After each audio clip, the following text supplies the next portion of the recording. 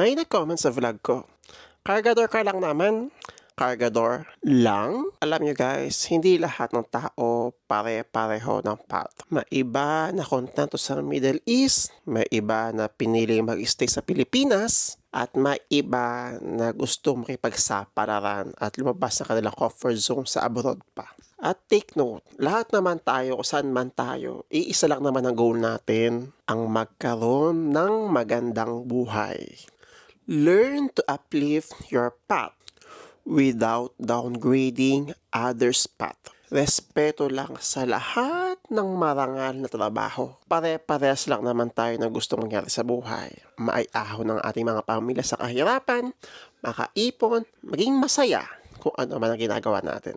Kaya ikaw kabayan, huwag mong tingnan ang posisyon. As long as kontento ka, masaya ka sa ginagawa mo, worth it yan. Good luck and see you soon mga kababayan dito sa Croatia.